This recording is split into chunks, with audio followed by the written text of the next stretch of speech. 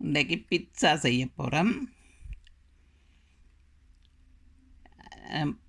All purpose flower இல்லை, இந்தமா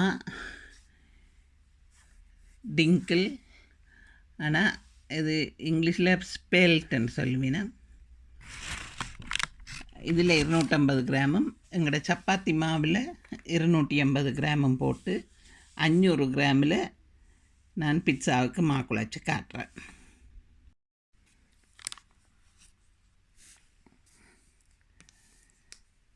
பாருங்கள், இதில் 250 கிராம் போடுறேன்.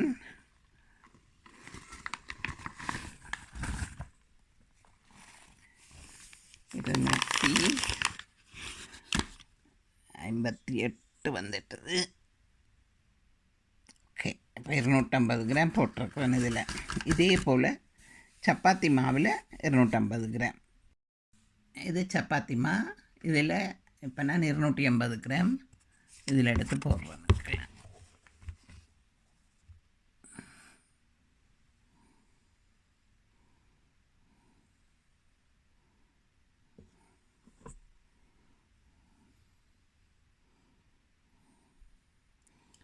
நூற்றி 80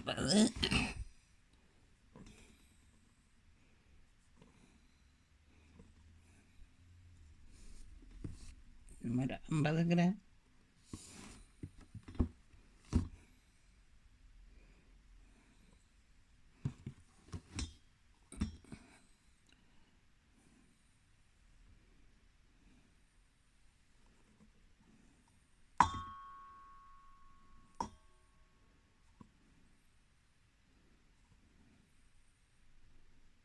ஓகே, 500 கிராம் எடுத்தாச்சு.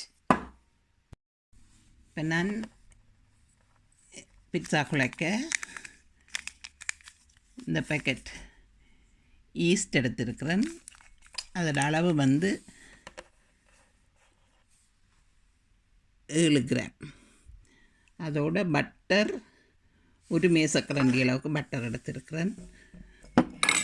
ஒரு கிளாஸில் 1/4 கப் அளவுக்கு பால் எடுத்திருக்கிறேன். ஒரு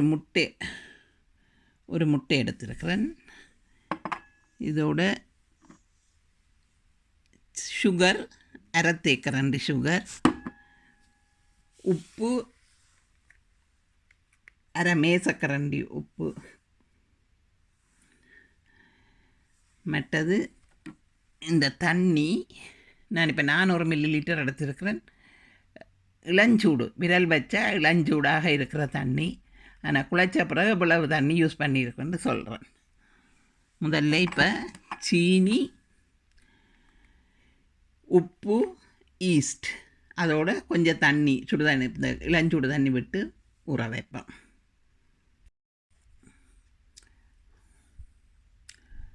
இதற்கு 1/2 மேசக்கரண்டி உப்பு போடுறேன். சீனி இதால் இதிலே அரைவாசி ஏண்டா ஒரு தேக்கரண்டிக்குள்ளுக்கு வரும் சீனி போட்டிருக்கிறேன்.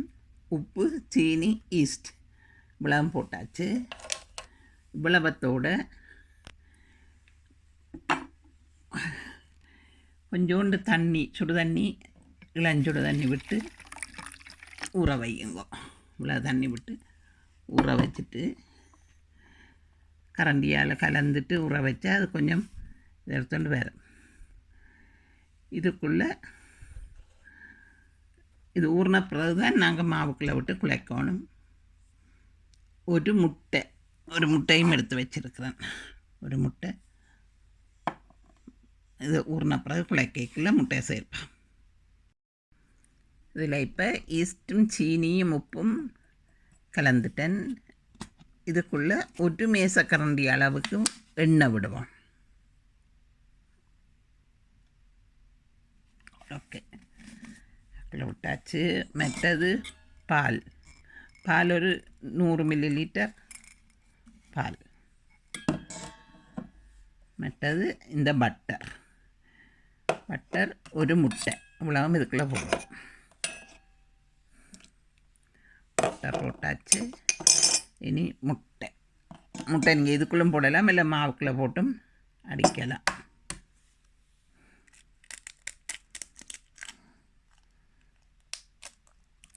ஓகே, இவ்வளவத்தையும் நாங்கள் ஒரு மிக்ஸ் கொடுத்துட்டு இதை நாங்கள் 500 கிராம் எடுத்த மாவுக்குள்ளே போட்டுட்டு மெஷினில் தான் குழைக்க போகிறேன். இருக்கட்டும். இப்போ இதுக்குள்ளே போட்ட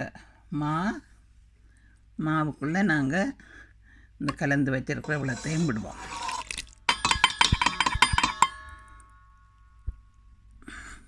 விட்டுட்டு முதல் வெள்ளத்தையும் குழைக்க விடுவோம். தண்ணி பத்தாட்டிக்கு பார்த்து விடுவோம். எல்லாம் விட்டாச்சு, ஸ்டார்ட் பண்ணுவோம். முதலாவதுல விடுவோம். முதல்ல கலக்கட்டு.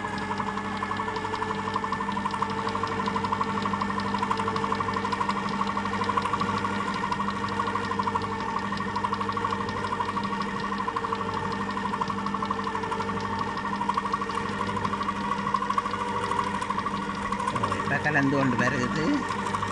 இனி 2க்கு மாற்றுவோம்.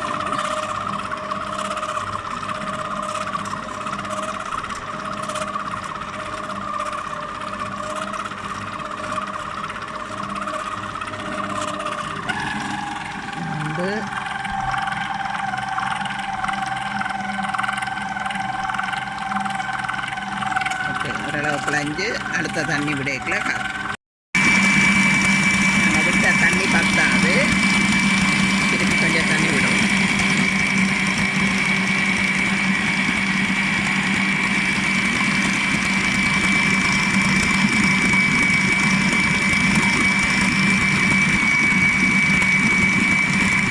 கொஞ்சம் கொஞ்சமாக விட்டு குழாச்சிட்டு திருப்பி இந்த பாருங்க, குழாப்பட்டுட்டுது.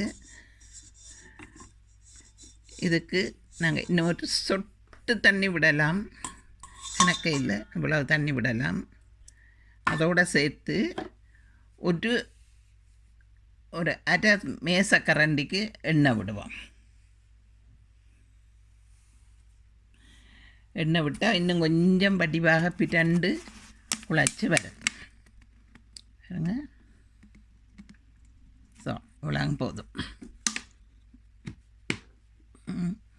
அரை மேசக்கரண்டி எண்ணெய் விட்டுருக்குறேன்.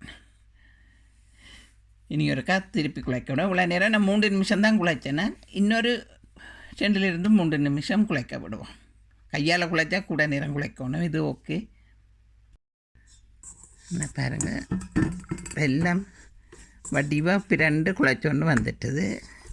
இதை நாங்கள் இனி பிளாஸ்டிக் பேப்பர், ஃப்ரெஷ் ஃபோலி போட்டு மூடி புளிக்க கொஞ்சம் ஒரு மணித்தியாலம் விட்டால் அது ஊதி வரும். அது பிறகு தான் நாங்கள் பிட்சா உருட்டலாம்.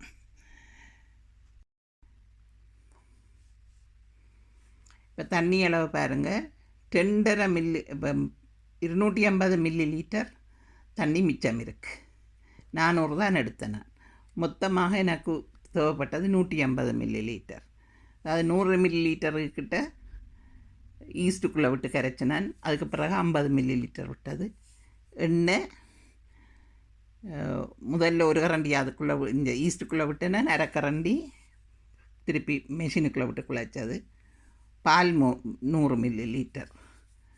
நான் எல்லாம் கீழே டிஸ்கிரிப்ஷனில் அளவு எழுதுகிறேன், அதன்படி பார்த்து செய்து பாருங்கள். சில மாவுக்கு ஆல் பர்பஸ் ஃப்ளவருக்கு கூடலாம் குறையலாம், இந்த மாவுக்கு கூடலாம் குறையலாம், கொஞ்சம் கூடும் கொஞ்சம் குறையும். அது நீங்கள் பார்த்து அட்ஜஸ்ட் பண்ணி, இறுக்கமாக இருந்தால் கொஞ்சம் தண்ணி விடலாம், தண்ணியாக இருந்தால் கொஞ்சம் மா போட்டு குழைக்கலாம். இப்படி பேப்பரால் மேலே போட்டுட்டு இதுக்கு மேலே ஒரு கிச்சன் கிளாத்தால் மூடி விடுங்க. அப்போ காயாமல் புளிச்சு வரும், வடிவாக ஊதி வரும். ஒரு 1 hour அதுக்கு பிறகு எடுத்து பார்ப்போம். பிட்சாக்கு முதல்ல டொமாட்டோ சாஸ் செய்யணும். அதுக்கு இந்த இதில் இந்த டின்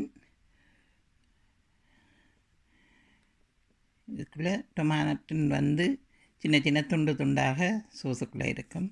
இதுவும் உப்பு, மிளகுத்தூள்,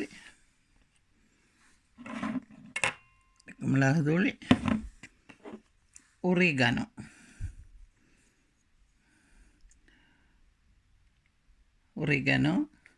இவ்வளவும் போட்டு முதல்ல சோஸை ப்ரிப்பேர் பண்ணி விடுவோம்.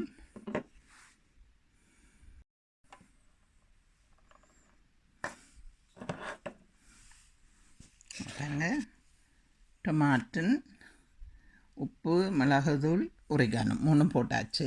எல்லாம் போட்டாச்சு. போட்ட பிறகு இந்த கரண்டியால் நல்லா ஒருக்கா கலந்து விடுங்க. இதைத்தான் நாங்கள் பிட்சா டோவுக்கு மேலே பூசிட்டு அதுக்கு மேலே சீஸ் போடுவோம். ஓகே, நான் இன்றைக்கு வெஜிடபிள் பிட்சா தான் போட போகிறேன். அதுக்கு நான் வெட்டி வச்சிருக்கிறது கேரட், ஒரு சின்ன கேரட், ஒரு 3 ஃப்ளவர் ப்ரோக்கோலி, 2 ஃப்ளவர் காலிஃப்ளவர், உள்ளி, இஞ்சி, கார்லிக், ஜிஞ்சர், ஒரு சின்ன துண்டு ஒபஜீனி, கத்தரிக்காய், இங்கால மஷ்ரூம்ஸ் எல்லாம் சின்ன சின்ன குட்டி குட்டியாக வெட்டி வச்சுருக்கிறேன்.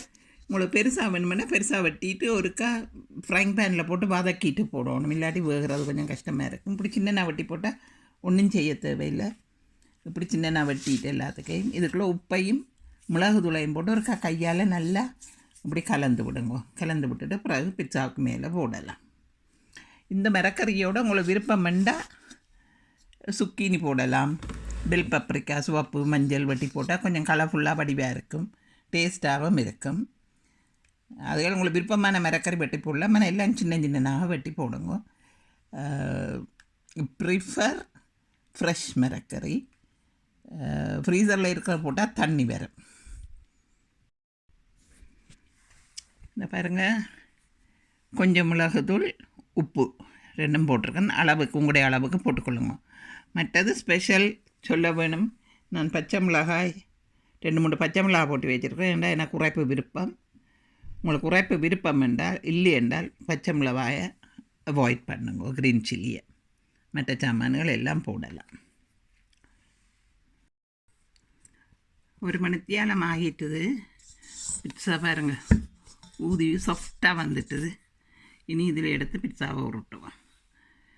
ஆல் பர்பஸ் ஃப்ளோர்னால் இன்னும் ஊதி வந்திருக்கும். இது இந்த மாவண்டபடியாக கொஞ்சம் அளவாக தான் இருக்குது.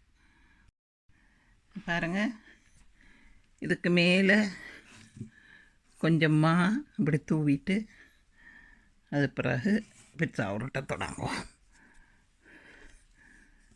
இதை இப்படி வச்சு நல்ல ஓரளவு வட்டமாக உருட்டிட்டு அது பிறகு காட்டுறேன்.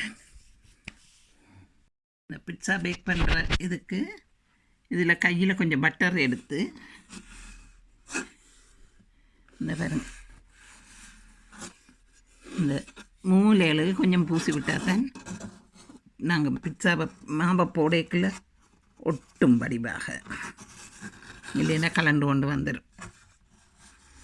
ஓகே, இந்த கறிகளெல்லாம் பூசியாச்சு. இப்போ இந்த பிட்சா உருட்டி வச்சுருக்கிறேன். இதை தூக்கி அதுக்கு மேலே போட்டுட்டு அதுக்கப்புறம் டொமாட்டின் போட்டு சீஸ் போட்டு அதுக்கப்புறம் மிரக்கரை போடுவோம். பாருங்கள், இந்த பிட்சா பேக்கிங் மெஷினில் இப்படி கறி எல்லாம் உயர்த்தி அந்த பட்டர் பூசி ஒட்ட வேணும்.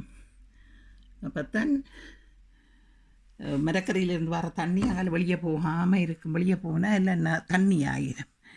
இப்போ நாங்கள் கலந்து வச்சுருக்கிற டொமாட்டோன்னு இதுக்கு மேலே விடுவோம். இப்படி விட்டு இதை வடிவாக கரைக்கு போகாமல் ஒரு அளவுக்கு இந்த இவ்வளவு 2 பத்தாது, இன்னும் கொஞ்சம் விட்டால் எனக்கு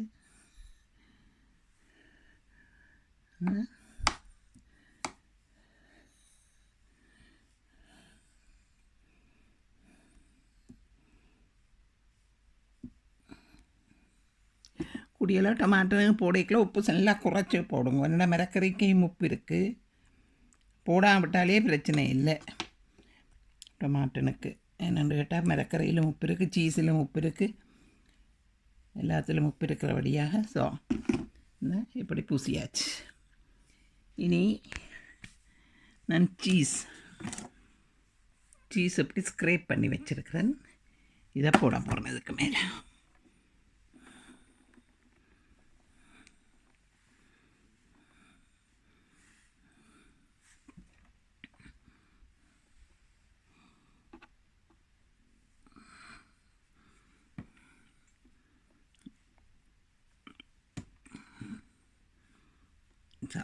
சீஸ் போட்டாச்சு. இதுக்கு மேலே நான் மரக்கறி உங்களுக்கு காட்டினேன், அந்த மரக்கறியை போட போகிறேன். மரக்கறி எல்லாம் உப்பு மிளகுதூள் எல்லாம் போட்டு குழச்சி வச்சுருக்கேன். இதே அதுக்கு மேலே போடுவோம். இந்த மரக்கறி இந்த பிட்சாவுக்கு கூட 2 பிட்சா போடலாம். அதனபடியாக அளவாக போட்டுக்கொள்ளுங்க, உங்களுக்கு அளவாக. ஸோ பிட்சா போட்டு முடிஞ்சது. இனி இதுக்கு மேலே நாங்கள் காட்டன் போத்தலோடு இருக்கிற ஒரிகானோ கொஞ்சம் மேலால் தூவ வேணும். இந்த பாருங்க, ஒரிகானோ எடுத்துருக்கேன். இந்த ஒரிகானோவை இதுக்கு மேலால் அப்படி கொஞ்சம் தூவி விடுங்க. தூவி விட்டால் நல்ல மனம் குணமாக இருக்குது. ஓகே, இவ்வளோதான். இனி பிட்சாவை மூடுங்கோ. வெயிட்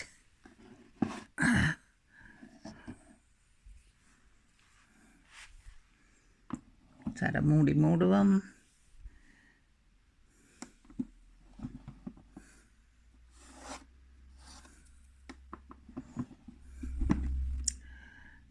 மூடியாச்சு. இனி ஆன் பண்ணி விட்டால் அது தண்டை பாட்டுக்கு வெறும் எந்த அப்புறம் எடுத்து காட்டுறேன். ஆன் பண்ணிட்டேன். ஃபுல்லாக தான் விட்டுருக்குறேன். அப்போ தான் நல்ல சூடு அடியில் மேலே எல்லாம் ப்ரௌனாக வரும். ஓகே, இப்போ நான் டைமை பார்த்துட்டு இவ்வளோ டைமில் வெளியில் எடுக்கிறேன்னு சொல்கிறேன் உங்களுக்கு. பிட்சா முடிஞ்சது. சரியாக 12 நிமிஷம், சரியாக 12 நிமிஷம் எடுத்துருக்குது ப்ரௌனாக பாரத்துக்கு.